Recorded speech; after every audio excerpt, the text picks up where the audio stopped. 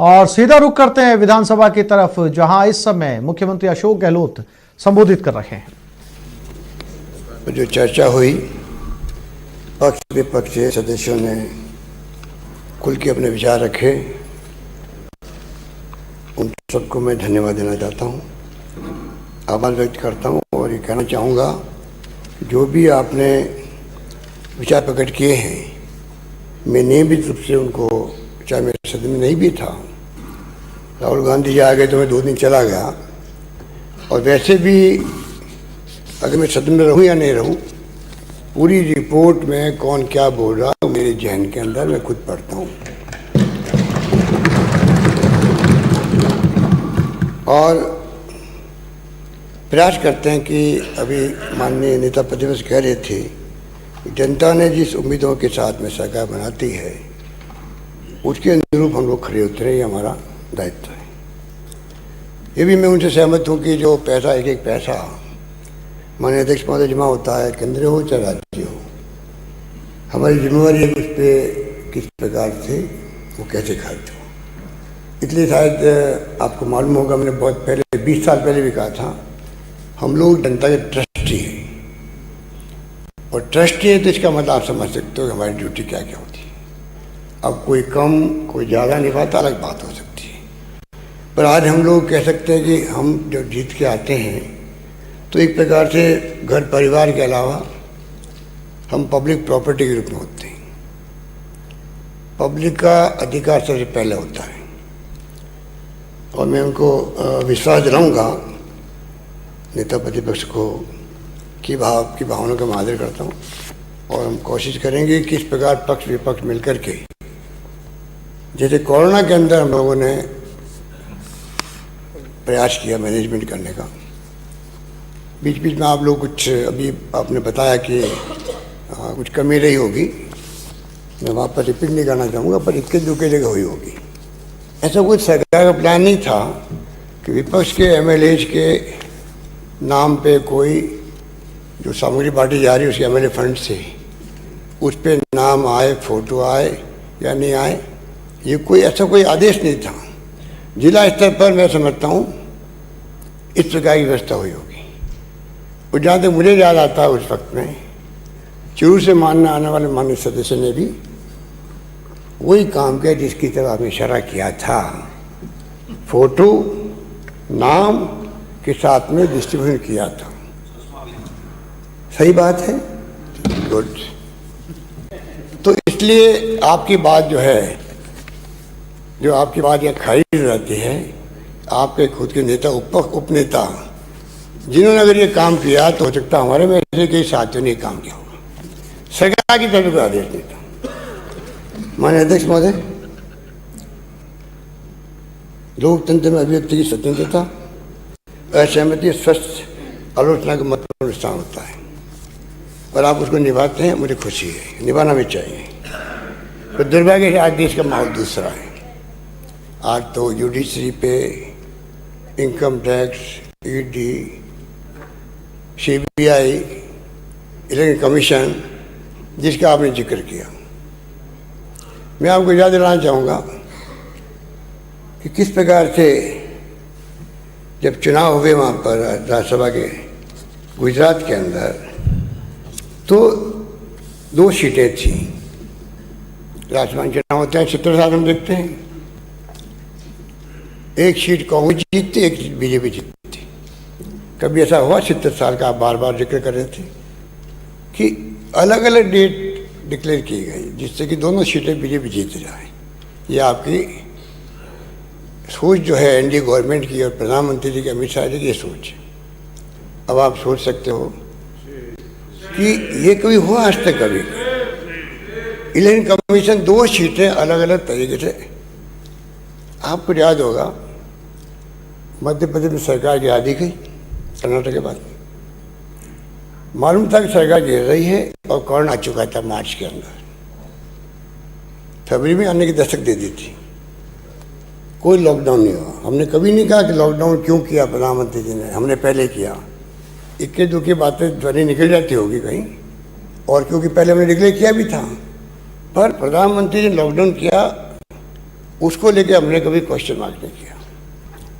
पर जिस प्रकार से 2 दिन बाकी थे राज्यसभा चुनाव के अंदर, क्योंकि ऑस्ट्रेलिया पूरी नहीं हुई थी, इसलिए गुजरात के चुनाव चल रहे थे, राजस्थान चुनाव चल रहे थे। अचानक इलेक्शन कमीशन ऑफ इंडिया को दबाव पड़ा और 2 दिन पहले ये कह कर के कोरोना का भयंकर संकट आ गया है, इसलिए हम लोग चुनाव पोस्टपोन करते हैं। बताइए आप राजस्थान इलेक्शन कमीशन की बात करते थे, उसको माननीय अध्यक्ष महोदय आपने अकेले कर दिया। हमने नहीं कहा। हमें भी इस बात का दुख है कि जो सिस्टम इस बार हुआ उसको किसी ने पसंद नहीं किया। हम जानते हैं आपकी भावना क्या है, पर ये इलेक्शन कमीशन के जो काम हैं और जिस रूप में दबाव में उन्होंने पोस्टपोन कर दिया इलेक्शन 2 दिन पहले। 1 दिन पहले तो शिवराज सिंह जी महाराज साहब का प्रोसेशन निकलता, जुलूस निकलते हैं मुख्यमंत्री बनने पर, तब कोरोना नहीं था, अगले दिन कोरोना आ गया। माननीय अध्यक्ष महोदय, ये जो बार बार हमें सुनना पड़ता है नेता प्रतिपक्ष महोदय से कि जवाहरलाल नेहरू, इंदिरा गांधी, राजीव गांधी, तो माननीय इस पर तो आपका मेरा दोष नहीं है। मेरे ख्याल है आप भी आज़ादी के आस पास ही पैदा हुए होंगे, मैं भी आज़ादी के बाद पैदा हुआ, मोदी जी भी आज़ादी के बाद पैदा हुए। अगर आज़ादी के पहले ही नेताओं ने सेक्रीफाइस किए, पंडित जवाहरलाल नेहरू ने, महात्मा गांधी ने, सरदार पटेल ने, सुभाष चंद्र बोस ने, अगर मान लीजिए उस वक्त में जंग लड़ी गई और उसके बाद में 50-60 साल तक एक छत्र राज कांग्रेस का रहा। इंदिरा गांधी ने पाकिस्तान के 2 टुकड़े कर दिए 71 के अंदर, 90,000 सैनिकों को सरेंडर करवा दिया, कर्नल, जनरल सब उसके अंदर थे, मेजर। शहादत दे दी, खालिस्तान ने बनने दिया। शहादत दे दी किसे कहते हैं? राजीव गांधी शहीद हो गए। अब अगर आपकी पार्टी सत्ता में आई है, कोई विचारधारा का आधार बताई नहीं है। राम मंदिर, राम मंदिर, राम मंदिर। बचपन में सुनता था गौ माता का नाम लेके आप लोग आंदोलन करते थे। आपको तो याद होगा, आप तो टीचर आए हो उठ करके। नहीं, हम भी लेते हैं, हमने तो, आपने कुछ नहीं किया। आप नाम लेते हो, हम काम करते हैं।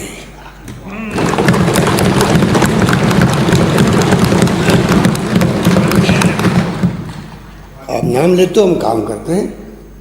आपने नाम लिया गौ माता का राजनीति करने के लिए। हमने गौ माता को गौ माता समझा। पहली बार मैंने उनके लिए गौशालों को अनुदान देना प्रारंभ किया है। पहली बार हमने बनाया, निदेशालय बनाया गायों के लिए, आपने बनाया। आपकी सरकार भी 78 में आ गई थी, आपकी सरकार 91 में आ गई थी, 93 में आ गई थी, आपकी सरकार 2004 में आ गई थी। बनाया आपने क्या? ये हमारी सोच थी, क्योंकि हम राजनीति नहीं करते हैं। हम जो भावना है हिंदुओं की, उसका मान सम्मान हमने किया था। तो इस प्रकार से कहने में कड़े में अंतर है। अब मेरे बताइए, चुनाव चल रहे हैं वेस्ट बंगाल के अंदर। आपके बहुत बड़े नेता श्याम प्रसाद मुखर्जी थे, दीनदयाल उपाध्याय थे। दीनदयाल उपाध्याय की तो कोई फ्रीडम मूवमेंट से कोई वास्ता नहीं था, ना आपका है ना आपकी पार्टी का है, ना जनसंघ ना बीजेपी। और पर दुख की बात क्या होता है, फिर भी आप लोग क्या करते हैं कि वास्ता आपका नहीं है, आप किसके नाम से स्कीम लाएंगे? बताइए, आप किसके नाम से लाएंगे? हम लाते हैं तो आपके पेट में दर्द क्यों होता है? लाके क्या करते हैं? अगर इंदिरा गांधी नाम लिखा, आने वाली पीढ़ी में लगेगा इंदिरा गांधी वो नेता थी जो हरित क्रांति करी, गरीबी हटाओ की बात करी, 20 पॉइंट प्रोग्राम दिए, SC ST OBC के लिए, पाकिस्तान के 2 टुकड़े किए। प्रेरणा मिलेगी आने वाली पीढ़ियों को। राजीव गांधी आज महिलाओं का आरक्षण, SC ST का आरक्षण, गांव का सरपंच बन सकता था। मैं आपसे पूछना चाहता हूँ, आप तो गांव के आदमी हैं, और गांव में सरपंच बनते हैं, उप सरपंच बनते हैं, मेयर बनते हैं, महिला बनती है, महिला बनती है। तो श्रीमान आप अभी सुनने का मजा रुका, आप तो कम से कम आप इतने जल्दी क्यों घबरा गए? अभी मैंने शुरू किया है।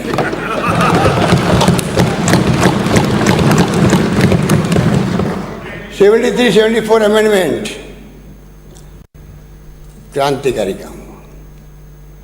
एंटी डिफेक्शन बिल लाए तो राजीव गांधी लाए 10 बजे खत्म करने के लिए, उनकी मंशा साफ थी। आईटी का आज जो मोबाइल फोन सबके हाथ में है, कंप्यूटर है, सुपर कंप्यूटर है। भामा साहब आपके पास, आपकी सरकार ने वसुंधरा जी के वक्त में जो प्रोजेक्ट बनाया बहुत शानदार प्रोजेक्ट है वो। पता नहीं आपका उसके बारे में क्या कमेंट होगा, मुझे पता नहीं, पर वास्तव में शानदार काम है। आप सोच सकते हो बहुत एडवांस है वो। ये किसी तरह बनौता है, ये सैम पिटरडा, राजीव गांधी, उनकी सोच का परिणाम है कि देश को इतनी बड़ी आईटी का आज सौगात मिली देश को। दुनिया मुट्ठी में हो गई है। आप अभी अध्यक्ष महोदय कह रहे थे, अध्यक्ष महोदय यूट्यूब है, दुनिया देख सकती है कि असेंबली के अंदर कौन क्या बोल रहा है। ये कोई कम बात है क्या? आप कॉन्ट्रीब्यूशन कैसे बोल सकते हो? पंडित जवाहरलाल नेहरू 10 साल तक जेल में बंद रहे, जेलों में, कभी 2.5 साल, कभी 3 साल, कभी 4 साल। सावरकर तो माफी मांगे 6 बार आए थे, पर आपके लिए वो आदर्श हैं। इतना ही फर्क है।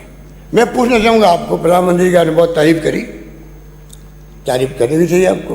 पता नहीं वो कल क्या फैसला कर दे, पता नहीं पड़ता उनका। पर मैं कहना चाहूँगा आपको, प्रधानमंत्री जी पूरे 6 साल में क्या पंडित जवाहरलाल नेहरू का नाम लिया, इंदिरा गांधी के योगदान को बताया कि पाकिस्तान के 2 टुकड़े कर दिए, राजीव गांधी की शहादत को जिक्र किया, भूल से भी केवल भूल से हो जाती है, तो इतने कॉन्शियस है, भूल से भी इंदिरा गांधी का राजीव गांधी नाम नहीं आना चाहिए, भूल से भी पंडित जवाहरलाल नेहरू का नाम नहीं आना चाहिए। और पंडित जवाहरलाल नेहरू के बारे में, देखिए मोतीलाल नेहरू का खानदान का बेटा, अमीर बाप का बेटा, सब कुछ छोड़ के आनंद भवन देखा आपने? नहीं देखा होगा, देख लीजिए कभी जा करके, रोंगटे खड़े हो जाएंगे, घर होगा आपको। उस जमाने में मोतीलाल नेहरू ने दे दिया गांधी जी को और देश को समर्पित कर दिया था। और उस जवाहरलाल नेहरू के बारे में आपके पार्टी आरएसएस वाले, बीजेपी वाले क्या क्या कमेंट करते हैं, क्या क्या कमेंट करते हैं, मैं सदन को अपने मुंह से बता नहीं सकता। आप बताइए, क्या देश का दुर्भाग्य नहीं है ऐसे लोग सत्ता में बैठे हुए हैं जो पंडित जवाहरलाल नेहरू, प्रथम प्रधानमंत्री, दूरदृष्टा देश का, जितनी बड़े बड़े कल कारखाने, बड़े बड़े बांध बनाए उसने, आईआईटी, एम्स, आईआईएम्स, सीएसआईआर, जितनी संस्था बनी साइंटिफिक, उसकी देन थी। क्या एक शब्द बोल नहीं सकते थे? उनका कद बढ़ता प्रधानमंत्री नरेंद्र मोदी जी का कि स्टेटमेंट है। पर क्या दुर्भाग्य है देश का। आप इस लेवल पे जाके राजनीति करो देश के अंदर। अरे हिंदू धर्म के नाम पर सत्ता माना बड़ा आसान काम है। हिंदुत्व के नाम पे आ जाओ, जो कोई असहमति व्यक्त करे आप देशद्रोही हो, पत्रकारों को जेल हो रही है, एक्टिविस्ट को जेल हो रही है। क्या हो रहा है देश के अंदर? डेमोक्रेसी किस दिशा में जा रही है? आपने ठीक कहा, आने वाली पीढ़ी में हमें सोचना चाहिए। तो आप ये बात भी सोचना चाहिए, आने वाली पीढ़ी क्या सोचेगी, इस देश को किस दिशा में ले आ रहे हैं। माननीय अध्यक्ष महोदय, हालात बड़े गंभीर है देश में, बहुत गंभीर है। कोई माने या नहीं माने, शायद मन में सब मानते हैं, विपक्ष भी मानते हैं, सत्ता पक्ष वाले मानते हैं। टेलीफोन पे बात भी कर सकते हैं, टेलीफोन, और ये वही फेस टाइम में बात करो, व्हाट्सएप आ जाओ, बंद करो फ़ोन को। जिस मुल्क में आम लोगों के दिमाग में ये बातें आ जाए, भय पैदा हो जाए, वहाँ डेमोक्रेसी बात कर सकते हैं हम लोग। क्या होगा देश का? चिंता आप जैसे व्यक्ति को भी करनी चाहिए। अब आरएसएस के कुछ भी बैकग्राउंड आपका है, पर आप जब बात बोलते हैं तो लगता है कि ये आदमी दिल से बोलता है। जब गुस्सा आता है, जैसे कोई कैमरा वाला सामने आ गया, आप खो देते हो, आप पता नहीं क्या बोलते, आपको खुद तो नहीं मालूम पड़ता है। ये बात मैं नहीं कह रहा हूँ, ये आपके परिवार के लोग भी कहते हैं। तो कृपा करके बाइट देते वक्त भी शांति संयम रखो, जिससे कि विवेक काम करे। विवेक काम करे, खाली आरएसएस की विचारधारा काम नहीं करे, उद्देश्य हित में नहीं है। ये मैं कहना चाहता हूँ। माननीय अध्यक्ष महोदय, बहुत अच्छे सुझाव आए, सबका जवाब देना तो मेरे संभव नहीं होगा, पर मैं आपको कहना चाहूँगा कि जो कहा गया, बिजली के बारे में कहा गया, किसानों के बारे में कहा गया, डीजल पेट्रोल के बारे में कहा गया। एक तरफ तो आर्थिक स्थिति जो कोविड में बिगड़ी है और कोविड के अंदर जो प्रबंधन हुआ है, मैं उस पर आना चाहूँगा। आपने कह दिया, कमेंट कर दिया, पर मैंने शुरू से ही विपक्ष के साथियों को, धर्मगुरुओं को, एक्टिविस्ट को, एनजीओ को साथ में लिया और आखिर तक मैं उस पर कायम रहा। मैंने कभी आलोचना नहीं करी विपक्ष की, हमें साथ नहीं दे रहे हैं। परंतु अध्यक्ष महोदय, फिर भी कभी कभी ध्वनि निकलती है। हमारे नेता मेरे बाहर चले गए, ये कहते हैं मुख्यमंत्री अशोक गहलोत तो गिलास के पीछे बैठ के कोविड का मैनेजमेंट कर रहे हैं, ये मैं सुनना पड़ता था। फिर भी हमने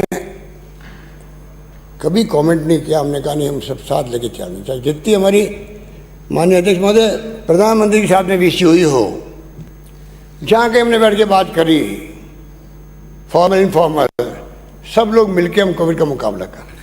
क्या हमें गर्व नहीं होना चाहिए पूरे प्रदेशवासियों में, जिस प्रकार मिलके इसका मुकाबला किया? हमने कहा एक आदमी भूखा नहीं सोना चाहिए। आप सबके सहयोग से, पक्ष विपक्ष, एनजीओ, आम जनता ने वही निभाया, धर्म निभाया, धर्म निभाना चाहिए था। आज उसके कारण से पूरे देश के अंदर वाहवाही हुई। कोरोना का मॉडल भीलवाड़ा का, रामगंज का, पूरे दुनिया के अंदर गया। जिस प्रकार हमने कहा no entry without mask, UK के अंदर, लंदन के अंदर हॉस्पिटल के लिखे गए वही क्वार्टर लिखा गया। WHO तारीफ करता है। नीति आयोग के जो मिस्टर पॉल है, डॉक्टर पॉल, वो तारीफ करते हैं आकर के। WHO कहता है जो वैक्सीन के अंदर भी राजस्थान सबसे आगे है, तमाम पैरामीटर पूरे कर रहा है। मृत्यु दर हमारे यहाँ कम रही, इंफ्रास्ट्रक्चर में बढ़ा दिया आपके सबके सहयोग से। 2-2 करोड़ रुपये हमने MLA फंड से भी लिए। आपके खुद के क्षेत्र में आपकी चॉइस से CHC बनेगी, मॉडल के रूप में बनेगी। इंफ्रास्ट्रक्चर कैसे मजबूत हो मेडिकल का, उस पर हमारा पूरा फोकस है।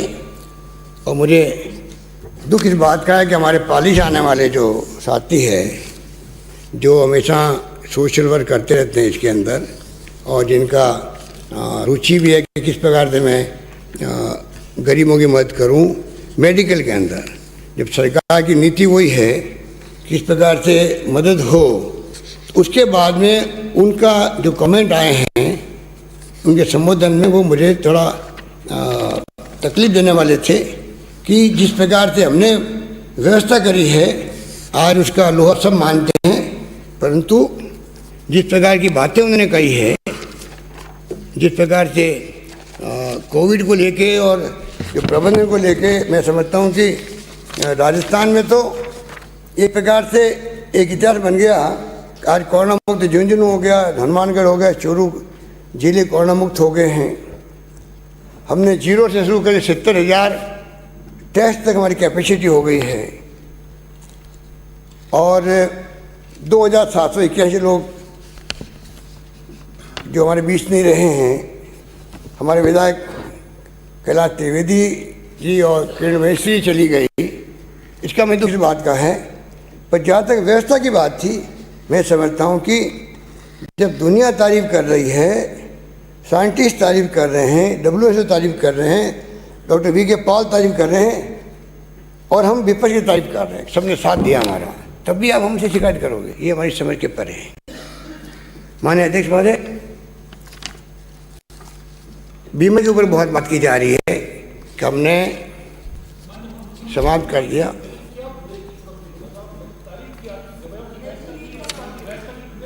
कोई बात नहीं, आपको बता दूंगा, अलग से बता दूंगा। माननीय अध्यक्ष महोदय, ये जो आयुष्मान भारत, मैं चाहूँगा माननीय सदस्य इस बात को ज़रा ध्यान से रखें, क्योंकि ये ऐसी योजना जो आने वाले वक्त में गरीब तक पहुंचेगी तो इसका लाभ मिलेगा सब जनता को। कई बार गरीब तक बात पहुंचती नहीं है। माननीय अध्यक्ष महोदय, पहले यहाँ पर भामाशाह योजना थी जो NFSA के जो बेनिफिशियरी है वो उन तक ही मिलती थी। हमने उसको बढ़ा के कुछ नहीं किया। हमने जो सरकार का सेंसस है, जो सोशियो इकोनॉमिक कास्ट सेंसस,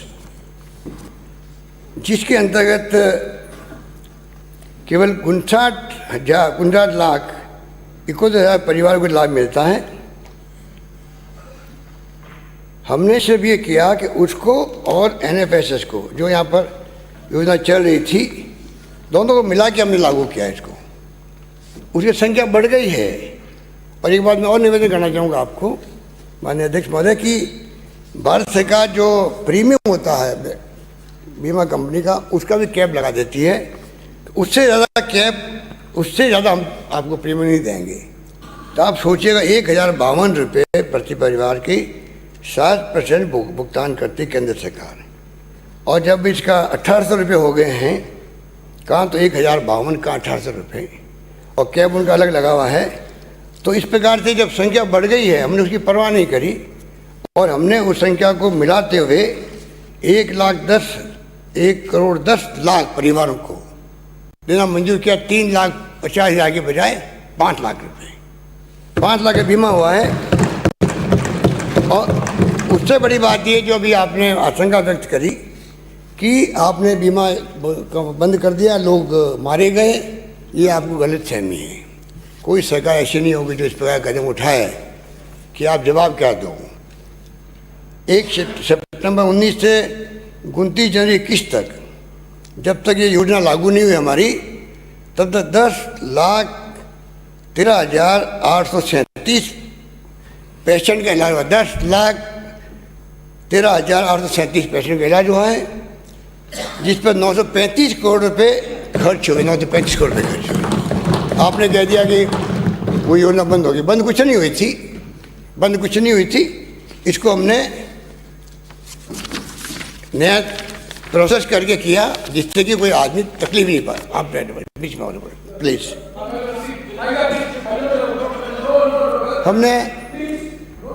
हमने अगर मान लीजिए 40,000 का इंजेक्शन फ्री दिया, CT स्कैन फ्री किया लोगों के, किया, रेमडेसिविर फ्री दी, 1,57,200 लोग इंजेक्शन लगे हैं। ये कोई मामूली बात नहीं थी। ठीक बोला, समझ गया। ठीक, ये 45 करोड़ रुपए खर्च हुए। पर माननीय कटारिया जी का कहना कि मैंने जो है कोविड प्रबंधन किया गिलास के पीछे बैठ के किया। मैंने आपसे बात भी गिलास के पीछे बैठ के की थी। जब आप मेरे निवास पे आए थे तभी मैंने पीछे बैठ के बात करी थी। और अगर मैंने वीडियो कॉन्फ्रेंसिंग करी, 8 महीने हम लोग बंद रहे घरों में, तो आज मैं इस काबिल हूँ कि मैं आपके सामने खड़ा होकर बोल सकता हूँ। पता नहीं किसको कोरोना कब लग जाए, पता नहीं। तो क्या प्रधानमंत्री या मुख्यमंत्री के कर्तव्य नहीं है कि खुद की भलाई के साथ में पब्लिक की, जनता की भलाई के लिए अपना को सेफ रखें? उतना कोई तकलीफ किस बात की हुई कि मैं कार के पीछे बैठ के प्रबंधन कर रहा हूँ? किस बात की तकलीफ आपको हो रही थी? मेरी समझ के परे है। बाकी मैं जितना कहूँ उतना कम है। किस प्रकार से फ्री मेडिसिन की स्कीम शानदार चल रही है। छोटी बड़ी कमी होती रहती है, अलग बात है। टेस्ट फ्री हो रहे हैं, जांचें फ्री हो रही है, आपके CHC PHC सब सेंटर तक। इस प्रकार से हम लोगों ने प्रयास किया। किस प्रकार हम लोग सिक्योरिटी, हम तो चाहते हैं कि राइट टू हेल्थ बिल लेके आए हैं आपके सामने प्रदेश के अंदर, और राजस्थान में कोई व्यक्ति बीमार नहीं पड़े। प्रिवेंशन ऑफ मेडिसिन कैसे हो, निरोगी राजस्थान का नारा दिया था हम लोगों ने। उस पर हम आगे बढ़ना चाहेंगे। मैं आपको निवेदन करना चाहता हूँ माननीय अध्यक्ष महोदय, पेट्रोल डीजल की बात बहुत होती है, क्योंकि यहाँ पर कहा गया कि काफ़ी रेट ज़्यादा है। मैं इसमें निवेदन करना चाहूँगा कि माननीय अध्यक्ष महोदय रेट ज़्यादा है, इसका सबसे दोष जाता है केंद्र सरकार को। केंद्र सरकार राज्यों को जो उनको इमदाद देनी चाहिए थी, ये कौन कहता है कि हमें इमदाद दी तो हम कोई बात नहीं करते हैं, पर इमदाद दी को एहसान किया क्या? संविधान के अंदर लिखा हुआ है फाइनेंस कमीशन रिकमेंडेशन देगा, सरकार किसी की भी हो, आपको हर राज्य को उतना पैसा देना पड़ेगा, उस परसेंटेज के अंदर पैसा हमें मिलता है। पर जो उन्होंने गलत काम किए, गलत फैसले किए हैं, तमाम इसके 90-10 थी, 80-20 थी, 70-30 थी, सबको 50-50 कर दिया उन्होंने।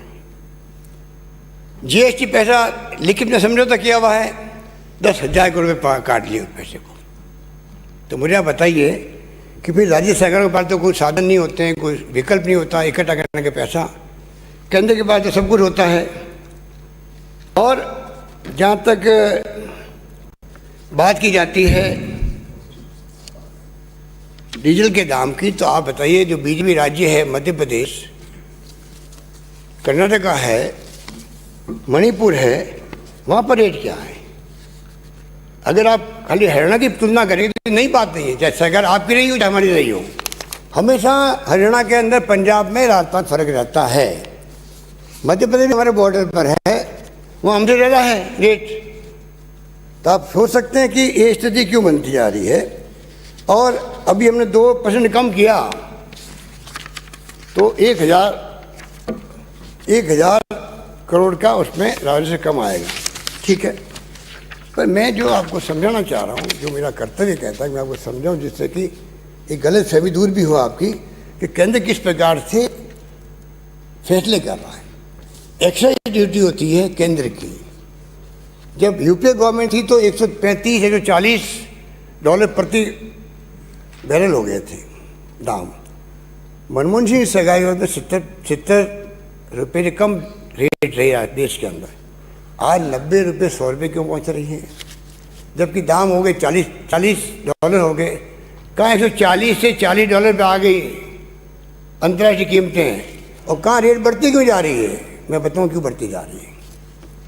बढ़ती इसलिए जा रही है, बेसिक एक्साइज ड्यूटी जो 9 रुपये 48 पैसे थी 16 के अंदर, वो कर दी है इस सरकार ने 1 रुपये 40 पैसे कर दी है, जिस पे हिस्सा मिलता है राज्यों को, सब इस राज्यों को मिलता है, वो कम कर दी। स्पेशल एक्साइज ड्यूटी जो 6 रुपये थी उसको बढ़ा के कर दिया 11 रुपये कर दिया। हिस्सा नहीं मिलता, राज्यों को हिस्सा नहीं मिलता है। एडिशनल एक्साइज ड्यूटी लगाई, 2 रुपये थी रेट, 18 रुपये कर दी। जो हिस्सा नहीं मिलता वो बढ़ते जा रहे हैं, जो हिस्सा मिलता है उसको कम करते जा रहे हैं। तो राज्यों को पैसा कम मिल रहा है, राज्यों को मजबूरी में टैक्स बढ़ाना पड़ता है भरपाई करने के लिए, ये हमारी मजबूरी है। डीजल के अंदर भी यही हुआ, 11 रुपये 33 पैसे थे एक्साइज ड्यूटी के, जो हिस्सा मिलता है राज्यों को, वो लेके आ गए 1 रुपये 80 पैसे पे। स्पेशल एक्साइज ड्यूटी जो हिस्सा नहीं मिलता है वो लेके आ गए 1 रुपये से 8 रुपये लेके आ गए, और एडिशनल एक्साइज ड्यूटी 6 रुपये से 18 रुपये लेके आ गए। आप बताइए, खजाने बढ़ते जा रहे हैं केंद्र सरकार, उनके पास विकल्प भी है, आरबीआई उनके पास में है, नोट छापने की मशीन उनके पास में है, वो बढ़ते जा रहे हैं। अभी उन्होंने लगा दिया एग्रीकल्चर इंफ्रास्ट्रक्चर डेवलपमेंट सेस, और उसमें सेस लगाया और एडिशनल एक्साइज ड्यूटी मामूली कम कर दी बताने के लिए। तो मैं कहना चाहूँगा आपको, हमें गहराई से जाना पड़ेगा, हकीकत क्या है, क्यों लगाया जा रहा है। हमने सब असेसमेंट कर लिए कि जिस प्रकार से आपके पैसा लगा है, जो डीजल सस्ता मिलता हरियाणा से, ये जानकारी है सरकार के, उसके बावजूद भी हम कम इसलिए नहीं कर पा रहे हैं। कम करेंगे तो पूरा रेवेन्यू हमारा बहुत कम हो जाएगा, और कोविड के अंदर वैसे भी स्थिति ऐसी बनी हुई है, तभी हमने आप सबकी भावनाओं को देखते हुए, पब्लिक की भावनाओं को देखते हुए कोशिश करी 2% कम करने की कोशिश करी। माननीय अध्यक्ष महोदय, किसानों की कर्ज माफी को लेके सुनना पड़ता है कि आप वादा खिलाफी कर रही, वादा खिलाफी की हमने, हमने वादा निभाया पूरा। जो हमारे खुद के राज्य की बैंकें थी, CCI बैंक हो चाहे भूमि विकास बैंक हो, सबके हमने कर्जे पूरे माफ़ किए। और नेशनल बैंक के लिए हमने शुरू से ही प्रधानमंत्री जी को पत्र लिखे, वित्त मंत्री को पत्र लिखे कि आप RBI की कंट्रोल है बैंकें, आप इसमें वन टाइम सेटलमेंट करवा दीजिए। अगर 8 लाख करोड़ रुपए बड़े बड़े उद्योगपतियों के माफ़ हो सकते हैं, अगर उनके NPA हो सकता है, तो क्या किसानों के लिए, जैसे यूपीए गवर्नमेंट ने किया था, 52,000 करोड़ के कर्जे माफ़ किए थे, क्या वो नहीं किया जा सकते? पर प्रधानमंत्री जी की सोच, उनकी सरकार की सोच, जो मैं आपको कहना चाहूँगा क्या है, बता देता हूँ आपको मैं। मोदी जी सरकार से, केरल से हमारे सांसद एंटोनी ने पूछा क्वेश्चन, क्या मोदी सरकार की किसानों का कर्ज माफ़ करने की कोई मंशा है? इस पर 24 जुलाई 18 को तत्कालीन कृषि राज्य मंत्री पुरुषोत्तम रुपाला ने लोकसभा में जवाब दिया, वो देश और प्रदेश के किसानों को ध्यान में सुनना चाहिए और समझना चाहिए कि उद्योगपतियों के लाखों करोड़ रुपए के कर्ज माफ़ करने वाली मोदी सरकार की किसानों के लिए क्या सोच है। वो कहते हैं, union government at present is not considering any loan waiver scheme for farmer. As such waivers may impact the credit culture of state by incentivizing the defaulter, even if they are in a position to repay the loan, and thus amplify the moral hazard by discouraging those borrowers who have been regular in repaying their loans. Further, each waiver granted makes it even more difficult to reject any future similar demand. इसका मतलब है भारत सरकार किसानों के लिए किसी तरह की कर्ज माफी के बारे में नहीं सोच रही है, क्योंकि ऐसी कर्ज माफी द्वारा डिफॉल्टर को इनाम देने की, क्रेडिट कल्चर यानी उधार देने की व्यवस्था प्रभावित होती है। इससे समय पर कर्ज चुकाने वाले लोग भी प्रतोषित होते हैं। साथ इस तरह की कर्ज माफी से आगे इस तरह की और मांगे खड़ी होती है। सरकार ने कहा कि अगर ऐसे कर्ज माफी की जाती है, किसान जानबूझकर लोन नहीं चुकाएंगे। शुरू से माननीय अध्यक्ष महोदय उनकी सोच रही है, किसानों पे आरोप लगा रहे हैं कि वो जानबूझ चुकाएंगे नहीं, हैबिट गलत पड़ जाएगी लोगों की। तो क्या मनमोहन सिंह जी सरकार ने बिना सोचे समझे माफ़ कर दिया था क्या? जबकि पंडित जवाहरलाल नेहरू ने कहा सब चीज़ें इंदिरा कर सकती है, कृषि इंदिरा नहीं कर सकती। तो आप सोच सकते हैं कि, और आप तो धर्म की राजनीति करते हैं, ऋग्वेद में भी लिखा है, क्षेत्रस्य पतिना वयम हिते देव जयमसी, जिसका बड़े मायने में अर्थ होता है किसान के हित से ही हम सबका कल्याण होता है। बताइए, हमको गद्दार कहना, देशद्रोही कहना, खालिस्तानी कहना, क्या हो रहा है? 80 दिन हो गए ठंड के अंदर पड़े हुए बेचारे, बाल बच्चों सहित बुजुर्गों सहित, उस पर कोई चर्चा नहीं, कोई बात नहीं है। 3 कानून हमने पास किए, यहाँ पर राज्यपाल महोदय के यहाँ पड़े हुए हैं। इतना दबाव है सरकार का, बताइए आप, जुडिशरी पे, और सब बता दिया मैंने आपको। पर राष्ट्रपति महोदय से मैंने वक्त मांगा 4 मुख्यमंत्री को मिलने का, कांग्रेस के मुख्यमंत्री। अच्छे व्यक्ति है वो, अच्छे, बहुत ही अच्छे इंसान है, व्यक्ति से वो दबाव इतना को टाइम नहीं दे पाए।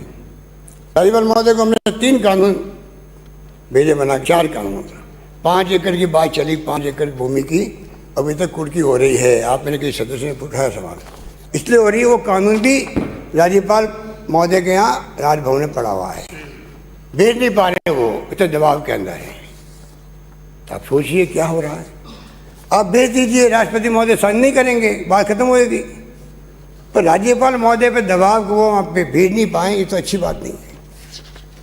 हमने कोशिश की किस प्रकार से ये कानून आगे बढ़े, किसानों का भला हो। माननीय अध्यक्ष महोदय, पावर को लेके बहुत सवाल उठते हैं। मैं कहना चाहूँगा कि आप भी सरकार में रहे हैं और आपने देखा है किस प्रकार से पावर को लेके हमेशा इश्यू बनता है। उदय योजना भी आ गई, कर्जे सरकार ने ओढ़ लिए, परंतु ये गलती कर दी, ब्याज उनके ऊपर छोड़ दिया कंपनियों पर। आज बढ़ते बढ़ते अभी आप आंकड़े बता रहे थे, बिल्कुल सही आंकड़े थे, 80,000 करोड़ के कर्जे वापस हो गए उनके ऊपर, क्योंकि ब्याज ब्याज ब्याज ब्याज बढ़ते बढ़ते स्थिति बन गई। तो आप सोच सकते हैं। और जहाँ तक हम कंपेयर करें तो लंबा चार्ट है, मैं समझ नहीं लेना चाहूँगा आपको मैं भिजवा दूँगा चार्ट को, कि महाराष्ट्र के अंदर और मध्य प्रदेश के अंदर, पंजाब में, यूपी में किस प्रकार का टेबल है। जो राजस्थान कंपेयर करें, इन तमाम राज्यों में हमसे ज़्यादा रेट है। ये स्थिति है। पंजाब में तो नहीं है, कृषि को लेकर वहाँ तो 0 है। बाकी जो रेट्स हैं अलग अलग तरह की, मैं आपको चार्ट अलग से भिजवा दूँगा। तो माननीय अध्यक्ष महोदय, मैं कहना चाहूँगा कि जिस प्रकार से नेता प्रतिपक्ष ने जो मामले उठाए हैं, मैं इतना ही कह सकता हूँ कि सरकार हर क्षेत्र के अंदर जो कहा गया वो करके दिखाया हम लोगों ने। और आप निश्चिंत रहें कि जो आवास योजना की बात आपने कही, प्रधानमंत्री आवास योजना की आंकड़े बता दें, इतने करोड़ आपको मिले हैं, तो आपने नहीं बताया 60-40 का रेशियो होता है। पूरा पैसा केंद्र सरकार नहीं देती कोई योजना के अंदर। और उसी रूप में आज हम देखते हैं कि राजस्थान सरकार अपनी स्थिति मजबूत करते हुए चाहती है कि जो इसकी बनी भारत सरकार उसको हम लागू करें, इसीलिए बन पाए मकान की हमने प्रायोरिटी दी है, इसलिए 60-40 रेशियो से पैसा खर्च होता है। आपने कहा कि सारा केंद्र सरकार खर्चा करती है। मैं कहना चाहूँगा कि जब कोरोना चल भी रहा था तो पीडीएस से अप्रैल से जून, अगस्त से नवंबर 20 में जो नेशनल फूड सिक्योरिटी एक्ट का चयनित परिवार है, वो निःशुल्क गेहूँ वितरण किया गया। उसमें क्योंकि उनके नॉर्म्स से ज़्यादा मना कर दिया, तो हमने 243 करोड़ रुपये खर्च किए अतिरिक्त लोगों को गेहूँ पहुँचाने के लिए, दालें पहुँचाने के लिए। मैं कहना चाहता हूँ जयपुर में माननीय सदस्य बैठे हुए हैं, यहाँ से 22% ही थे NFSA के अंदर। हमने उनके बाद में भी पूरे जयपुर को हमारे खुद के व्यवस्था करके हम लोगों ने इस प्रकार से हमने व्यवस्था की जिससे कि कोई आदमी भूखा नहीं सोए। इसमें तकलीफ से बात की है। अगर मैंने कह दिया तो कोई मैंने गुनाह तो नहीं किया, और कह ही नहीं दिया। आप सबके सहयोग से हमने करके दिखाया उसको। पब्लिक ने साथ दिया, पड़ोसी ने साथ दिया, NGO ने साथ दिया, एक्टिविस्ट ने साथ दिया, धर्म गुरुओं ने किया अपने अपने तरीके से। इसमें बुरा क्या, अगर हमने एक आह्वान किया पब्लिक को, राजस्थान सतर्क है, कोई भूखा नहीं सोए, क्या बुरा कर दिया? पर आपकी तो फितरत के अंदर है। पहली बार 4 अकाल पड़ गए थे 98 से 2003 के बीच में, तो आपके नेता कहने लगे कि लोग भूखे मरेंगे। वसुंधरा जी ने कहा, मैंने कहा वसुंधरा जी भूखे मरने की बात छोड़ो, मेरे रहते हुए एक आदमी भूखा नहीं सोने दूंगा, उस वक्त मैंने कहा। और मैंने करके दिखाया, उसको करके दिखाया। तो आपको समझ आना चाहिए था कि जो इस बार हम कह रहे हैं कि कोई भूखा नहीं सोएगा, तो पूरा अनुभव मेरे काम आएगा, ये आपको विश्वास होना चाहिए था। तो लगता आपको विश्वास नहीं था कि भूखा नहीं सोएगा, और भूखे वास्तव में भूखा कोई नहीं सोया, ये मैं कह सकता हूँ।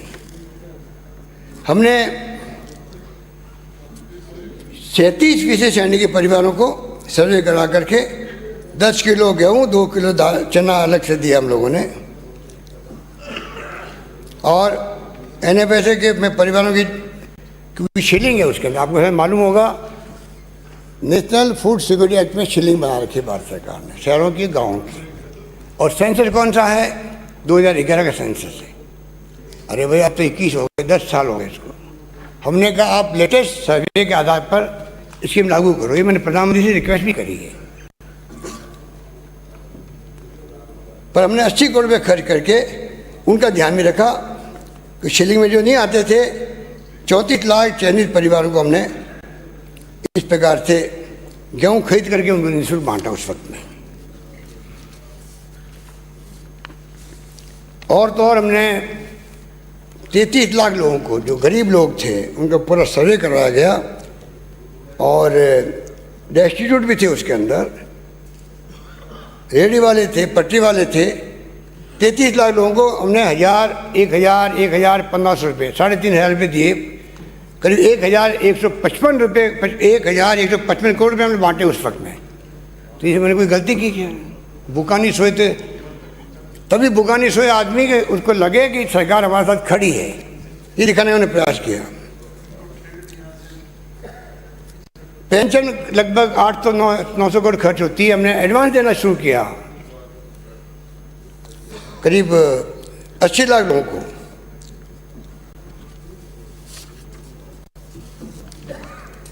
प्रधानमंत्री कृषक सम्मान योजना की बात आपने करी, और मैं कहना चाहूँगा कि उसमें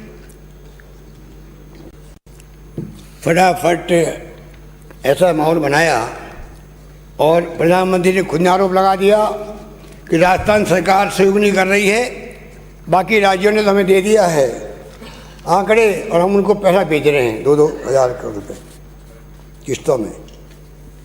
मैंने कहा उस वक्त मैंने कहा हम लोग टाइम इसलिए लग रहा है बायोमेट्रिक करके भेजेंगे जिससे कि कोई आरोप नहीं लगे बाद में। वही हुआ बाद में, राजस्थान ने बायोमेट्रिक सत्यापन करा के पूरी तरह हमने लिस्ट भेजी, आराम से उनको डीपीटी हो रही है प्रधानमंत्री के यहाँ से 2-2 हज़ार की, कोई शिकायत आज तक नहीं है। जबकि जो पहले जल्दबाजी की जिन राज्यों ने वहाँ पे शिकायत लग गई थी, हमारे यहाँ नहीं हुई।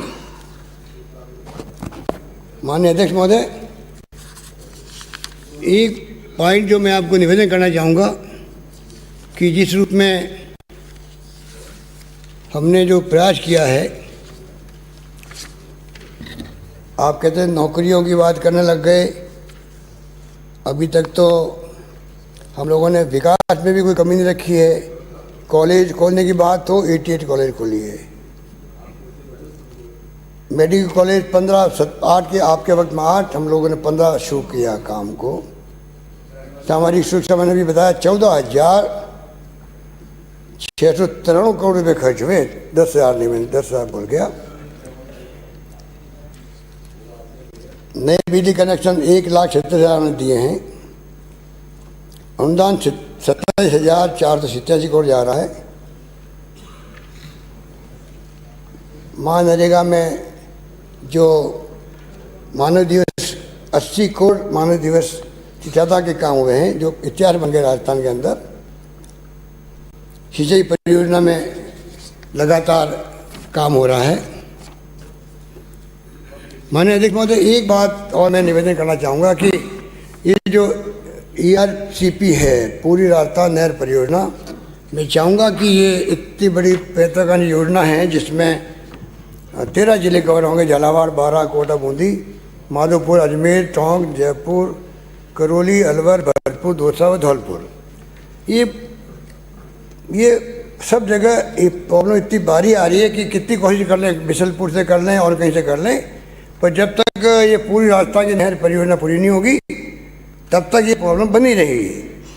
तो मैं माननीय नेता प्रतिपक्ष से भी कहना चाहूँगा, इसमें कोई राजनीति नहीं हो। जिस प्रकार रिफाइनरी के लिए हमने दबाव बनाया था केंद्र सरकार पर, सरकार हमारी थी उस वक्त वहाँ पर, यूपी गवर्नमेंट थी, तभी बनाया था, बनाना पड़ता है। और जब आप सरकार में आ गए राजस्थान में, तब तो आपने उसका बहुत गलत, क्या ये सौदा गलत कर दिया है। तेल हमारा, पानी हमारी, ज़मीन हमारी, बिजली हमारी, और 26 में भागीदारी क्यों की, ये आपके मुख्यमंत्री हमारे बोलते थे। 5 साल बर्बाद कर देते। तो हमने पीछा नहीं छोड़ा आपका, ऐसा पीछा किया। अल्टीमेटली आपको बुलाना पड़ा प्रधानमंत्री जी को, और उसका शिलान्यास दिखाने लग गए। मैंने कहा भले आदमी, प्रधानमंत्री क्यों गुमराह करते हो। मैंने पत्र लिखा प्रधानमंत्री जी को, शिलान्यास हो चुका है वहाँ पर, आप काय के लिए आ रहे हो, और किसी काम के लिए हम स्वागत करेंगे आपका। अल्टीमेटली कार्ड वार्ड सब खत्म हो गए, नया कार्ड छपा, कार्य की रिफाइनरी के शुभारंभ के अवसर पर मैं आ रहा हूँ, वो प्रोग्राम कर रहे हैं आप लोगों ने। अब बताइए कितना शानदार काम चल रहा है। 40,000 करोड़ की योजना वो, और वहाँ पेट्रोकेमिकल कॉम्प्लेक्स बनेगा, ज़मीनें लेना हमने शुरू कर दी वहाँ आसपास के अंदर, लाखों लोगों को रोजगार मिलेगा। आप कल्पना कीजिए, समय किसी का इंतजार नहीं करता है, ना आपका ना हमारा, परंतु किया इन लोगों ने, आप लोगों ने किया, इसको गफलत में रखा। अब मैं आपको निवेदन करूँगा, मार्मिक अपील करूँगा आपसे, क्योंकि 25 सांसद दिए आपको जनता ने, 25 के 25 बीजेपी की झोली में डाल दी। अब मुझे बताओ आप कि एक बार भी आपके एमपी ने जाके कहा प्राइम मिनिस्टर को कि ईआरसीपी को जो आपने वादा किया था राजस्थान के अंदर 7 जुलाई को जयपुर में, 18 को और 6 अक्टूबर को अजमेर के अंदर राष्ट्रीय परियोजना घोषित करेंगे, वादा क्यों भूल गए? क्यों भूल रहे हैं वो? अरे भाई, अगर 16 परियोजना चल रही देश के अंदर, राष्ट्रीय परियोजना चल रही है, ये परियोजना मध्य प्रदेश पानी आएगा, इंटरस्टेट मामला भी है, अगर आप इसको लागू करते हो 13 जिलों में कितना बड़ा लाभ मिलेगा लोगों को? वो इश्यू बनाना पड़ेगा आपको, हम सबको मिलकर के। आप कहोगे मैं आपके साथ में चलने के तैयार हूँ दिल्ली के अंदर प्रधानमंत्री मिलने के लिए। आप अपने मेंबर पार्लियामेंट से पूछिएगा, वो कहेंगे तो हम लोग, आप नेता प्रतिपक्ष, उपनेता, आपके पार्टी के अध्यक्ष बैठे हैं, कैलाश मेघवाल तो बहुत सीनियर हो गए, अब ये तो कोरोना को हरा के आए हैं यहाँ पर। सही बात है, कोरोना की जंग जीत के आए हो आप लोग, आपको बधाई, आपको बहुत बहुत बधाई। तो हम सब चलते हैं वहाँ पर जाके कहेंगे ये बैठे शराब साथ दिए हुए कम है कि माया, ये बड़ी माया है। तो हम लोग जो है चलेंगे, सब लोग मिलके कहेंगे प्रधानमंत्री जी को ये तो काम करो। देवनानी जी आप भी कोई कम नहीं हो भाई, कुछ कम नहीं हो वाले लोग भी बैठे हैं, वो मदद दिलावर बताइए आप, वो बड़ी चीज़ है, बहुत बड़ी चीज़ है। तो ये जो है हम सब मिलके चलें, ये काम तो कम से कम करें। प्लीज़ मेरा साथ दीजिए आप, प्लीज़, इसमें कोई राजनीति नहीं हो। अब जल जीवन मिशन बहुत शानदार योजना है, घर घर पानी पहुँचाना किसे कहते हैं। राजस्थान आप देखते हो कि अकाल सूखे पड़ते रहते हैं यहाँ पर, लेकिन इलाके हैं, और पूरे देश में सबसे बड़ा राज्य बन गया, राजस्थान बन गया है। माननीय अध्यक्ष महोदय, भूभाग तो 10% देश का, हमारे राजस्थान का भूभाग 10% है, पानी 1% यहाँ पर है। तो आप सोच सकते हो कि जल जीवन मिशन तब कामयाब होगा, तब सोर्स कहाँ से आएगा। अभी अपने डाक जोड़ बना रखे थे, लोग सब शिकायत करते थे अपन से, अपने चाहे सरकार आपकी चाहे हमारी हो, ट्यूबवेल नहीं खोद सकते थे वहाँ पर, क्योंकि डाक जोन था, पानी के लेवल नीचे जा रहा था। अब भारत सरकार ने कहा नहीं, आप डाक जोन नहीं रखोगे, खत्म कर दिया। लोग खुश हो गए, अभी खुश हो गए, आने वाले वक्त में तकलीफ आएंगे, क्योंकि डाक जोन तो डाक जोन है, पानी क्वालिटी नहीं रहेगी, नीचे जा रहा पानी, बिजली अलग ज़्यादा खर्च होगी, पर जो भी अलग बात है। पर मैं ये निवेदन करना चाहूँगा, इसमें आप हमारा साथ दीजिए, क्योंकि हमने परवन नदी बड़ा प्रोजेक्ट है, परियोजना, झालावाड़ 12 कोटा के लिए, ईआरसीपी मैंने बताया 13 जिलों के लिए है। और ये योजना जो आई है जल जीवन मिशन, मैं आपसे निवेदन करना चाहूँगा कि इतना बड़ा इन्वेस्टमेंट, जो रेगिस्तानी इलाके आप तो जानते हो, घूमते हो राजस्थान भर में, कि ये कोई यूपी तो नहीं, एक गांव खत्म है दूसरा गांव आ गया। ये राजस्थान में तो एक गांव दूसरे गांव 15-20 किलोमीटर, ढाणी और 8 किलोमीटर, छितरी आबादी है। कॉस्ट ऑफ डिलीवरी, वह पानी पहुंचाना हो, बिजली पहुंचाना हो, कुछ भी करना हो, कई गुना ज़्यादा खर्च होता है। तो क्यों नहीं, मतलब हम लोग मांग करें उनसे कि आप 90-10 करो इसके अंदर, जैसे कि नॉर्थ ईस्ट में हमने कर रखा है, हिमाचल में कर रखा है, पहाड़ी इलाकों में कर रखा है, जो रेगिस्तान इलाके हैं, इसमें भी आपको इस काम को करना चाहिए, जिससे कि हम समय पर 2024 का टारगेट है इसका। और कितना आनंद आएगा, घर घर में पानी पहुंच जाता है तो उसका कोई मुकाबला ही नहीं है। सदियों तक लोग तड़पते रहे हैं, खारा पानी पीते रहे हैं। तो मैं निवेदन करूँगा, इसमें भी आप जरा गौर फरमाएं, मेरा साथ दें आप लोग। माननीय अध्यक्ष महोदय, अपराध नियंत्रण के बारे में कुछ कहना चाहूँगा।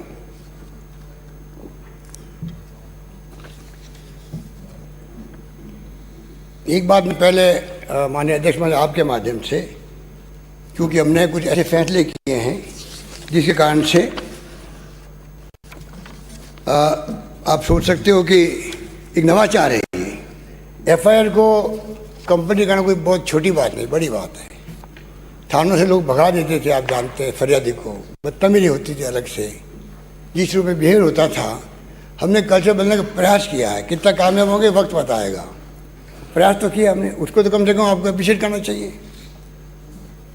और जब प्रयास किए तो मैंने मीडिया को कहा कि इससे संख्या बढ़ सकती है, एफआईआर की संख्या बढ़ेगी क्योंकि कंपल्सरी किया है, और थानेदार नहीं करेगा तो एसपी करेगा। और आज स्थिति ये है, आप ये शिकायत कर सकते हो तो मुझे अच्छा लगेगा, अमुक थाने के अंदर फरियादी की एफआईआर दर्ज नहीं हुई है, अभी होना चाहिए। पहले तो इतने लोग थे, आप क्या कहते हैं उसके बारे में? अब संख्या बढ़ गई तो एनसीआरबी जो है, नेशनल क्राइम रिकॉर्ड ब्यूरो, उसमें आगे बढ़ के आ गए तो हम नंबर 1 हो गए क्राइम के अंदर। अरे ये कोई नहीं देखता कि हमने कितना बड़ा न्याय दिलाया लोगों को कि आप कंपल्सरी कर दिया, गरीब आदमी, एससी एसटी ओबीसी कोई जाओ, महिला जाओ, कंपल्सरी है, उसको तो आपने तवज्जो दी नहीं है। पर मैं कहना चाहूँगा आपको, जो एनसीआरबी ब्यूरो है उसने एक अपना किताब जो छापी, जिसमें आपने आंकड़े उठा के मुझे बता रहे हो, पहला पैरा लिखा, मैं पढ़ के सुनाता हूँ आपको। Crime is manifestation of myriad complex factor. The differences in procedures over large geographical regions and styles of functioning inherent between organizations also create wide variations. Hence, doing comparison among states, district, region, social groups, etc. on basis of these published data alone will be too simplistic and is best avoided. Rise in crime and increase in registration of crime by police are clearly two different things in effect, which is often confused. इसका मतलब होता है, अपराध समाज में विद्यमान विभिन्न परिस्थितियों का परिणाम है। विभिन्न राज्यों में प्रचलित नीतियों एवं प्रक्रियाओं के कारण राज्यों के बीच केवल इन आंकड़ों के आधार पर तुलना करने से बचना चाहिए, जो आप नहीं बच रहे हो। अपराध में वृद्धि और अपराध पंजीकरण में वृद्धि में अंतर है। मैं वापस रिपीट करता हूँ, अपराध में वृद्धि, अपराध पंजीकरण में वृद्धि में अंतर है, और कुछ लोग दोनों को एक मानने की गलती कर देते हैं, जो आप कर रहे हो। कृपा करके गलती मत करो, सच्चाई पे आओ, जो कर लूँगा। अगर आप सब कहोगे, पूरा हाउस कहेगा, मुझे कोई एतराज़ नहीं है। कंपल्सरी करना किसे कहते हैं? संख्या बढ़ेगी उससे। तो इस रूप में आप जो बार बार बोलते रहते हैं इस बारे में, इसलिए मैं आपको ये भी कहना चाहूँगा, ये हमारे जो प्रयास हुए उससे देखिए, जो हमारे 156(3) में के लोग जाते थे सीधे मुकदमा दर्ज करवाने के लिए, 156(3) के अंदर, माननीय अध्यक्ष महोदय, उसमें कमी आई है, क्योंकि एफआईआर जो होने लग गई, मुकदमों की संख्या 18 में 17% थी, वो घट करके 11% रह गई है। मतलब 17 से 11% में आ गए एफआईआर कंपनी करने। इसको आप क्या कहेंगे? बड़ी उपलब्धि है ये। महिला अत्याचारों के लिए माननीय अध्यक्ष महोदय, इसके अंदर हमने डीवाईएसपी रैंक के ऑफिसर की यूनिट बनाई है हर जिले के अंदर, कंट्रोल करने का प्रयास किया है। तफ्तीश टाइम पे होने लगी है।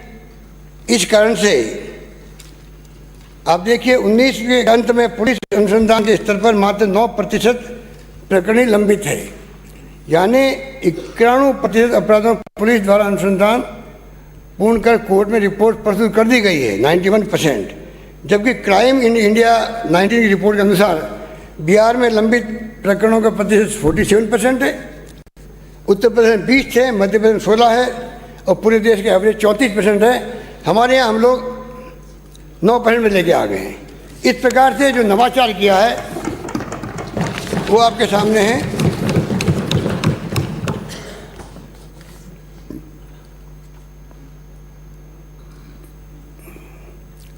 ये जो हमने जो क्राइम, हीनियस क्राइम में बलात्कार जैसे जघन्य अपराधों के लिए आप देखिएगा, special investigation unit for crime against women, जो मैंने अभी बताया आपको, उसके बनने के बाद में बलात्कार जैसे जघन्य अपराधों में औसत अनुसंधान के समय घट करके पहले 274 दिन था, 274 दिन, वो घट गए 126 दिन रह गए। तो आप क्या कहोगे? आप तो गृह मंत्री रहे हैं। 274 डेज था तफ्तीश का टाइम, वो 126 दिन रह गए। इसको आप क्या कहोगे? आप सोच सकते हो। ये नवाचार की तारीफ करो आप लोग कम से कम। हीनियस क्राइम के मामलों में मॉनिटरिंग आईजी रेंज स्तर पर मॉनिटरिंग करके की जा रही है, और इसमें हमने लीगल ऑफिसर के साथ लगाया है, जिससे कि अपराधी बच नहीं सके निगली पानी निकाल करके। 341 थानों में स्वागत कक्ष बन गए हैं और 188 में निर्माण जारी है। कम से कम बैठ के बात कर सके, ढंग से बात कर सके फरियादी के साथ में। और कोरोना के अंदर जो पुलिस ने काम किया वो एक्स्ट्राऑर्डिनरी था, क्योंकि लोग भयभीत थे, पता नहीं क्या होगा, कितने लोग मरेंगे, कहीं मेरे खुद कोरोना नहीं हो जाए। ऐसे वक्त में जिस रूप में पुलिस ने काम किया, मैं समझता हूँ उनकी तारीफ करनी चाहिए, ये उनका हौसला अफजाई हो सके।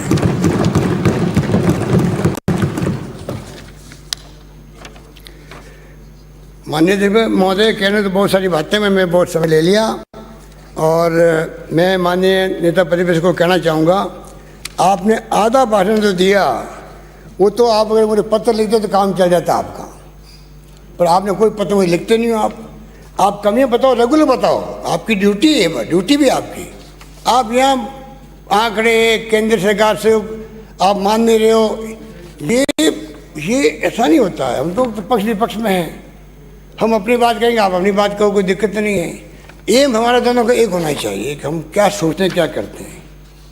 और ये भी मैं कहना चाहूँगा कि मोदी जी नाम लेते हैं, अभी मैंने कहा कि किस प्रकार से वो बंगाल के अंदर श्यामा प्रसाद मुखर्जी का नाम नहीं लिया जा रहा है। खाली खुशी है कि गुरुदेव रविंद्रनाथ टैगोर का नाम लेते हैं, अच्छी बात है। रविंद्रनाथ टैगोर साहब का नाम लो, महात्मा गांधी का नाम लो, सरदार पटेल का नाम लो, डॉक्टर अम्बेडकर का नाम लो, कोई दिक्कत नहीं है, बड़े महापुरुष हुए सभी लोग। परंतु ये विचार जो इनके हैं, अगर कोई जीवनी पढ़े इन लोगों की, चाहे सुभाष चंद्र बोस की पढ़ लो, टैगोर की पढ़ लो, जिसने कहा था कि मानवता सबसे ऊपर है, राष्ट्र से ऊपरी मानवता है, टैगोर ने कहा था। सुभाष चंद्र बोस हिंदू महासभा के खिलाफ थे उस जमाने के अंदर, जंग के अंदर। सरदार पटेल ने तो आरएसएस पे बैन लगाया था गांधी जी की हत्या पर, और महात्मा गांधी कभी आपने नाम लिया नहीं। आपके आरएसएस 50 साल तक तिरंगा झंडा नहीं लहराया देश के अंदर, क्या बात करते हैं आप? अब लड़ने लगे हो, सत्ता इतनी प्यारी हो गई है आप लोगों को कि आप सब कुछ भूल करके, कोई विचारधारा नहीं, ना नीति है ना कार्यक्रम, बस हिंदुत्व की बात करो, सत्ता में कैसे आओ। इसलिए आपने ये नाम लेते प्रधानमंत्री जी, आप मैं दावे के साथ कह सकता हूँ आपको, इन तमाम महापुरुषों के विचार बिल्कुल उल्टे मोदी जी के विचारों से, तभी नाम लेते हो आप लोग। कैसे काम चलेगा देश में? अरे अड़े रहो अपने बात पर। आरएसएस की विचारधारा, राहुल गांधी ने कहा था गुजरात के अंदर, किसी ने कहा बीजेपी खत्म कर दो, कि no no no no, BJP RSS रहेगी, रहनी चाहिए, उनकी अपनी विचारधारा है, हमारी अपनी विचारधारा है। ये भावना होनी चाहिए आप लोगों में।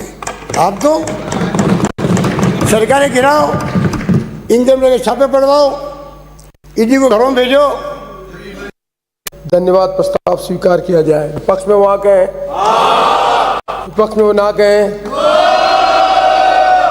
जो पक्ष में वहां कहें, विपक्ष में वो ना कहें,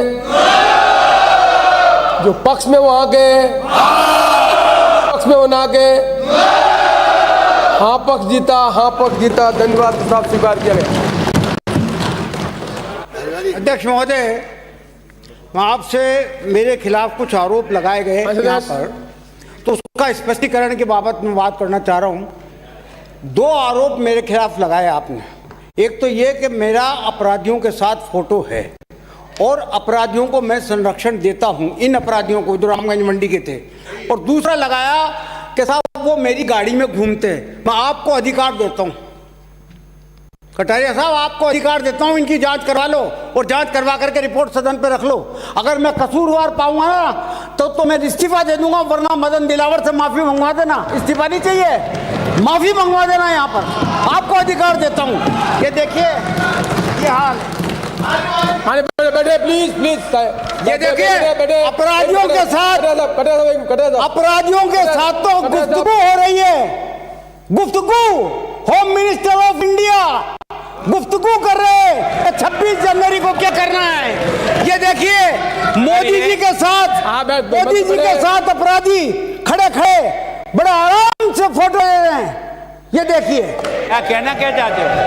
ये देखिए। कहना क्या चाहते हो? क्या कहना चाहते हो? मैं ये कहना चाहता हूँ, अधिकार देता हूँ आपको अधिकार देता हूँ। अगर आप में ईमानदारी है तो जांच कर लो मेरे खिलाफ दोनों आरोपों की जांच कर लो। अब मैं आपको विश्वास करता हूँ कि आप जो जांच करोगे तैयार नीचे अंकित नहीं होगा। I will name you.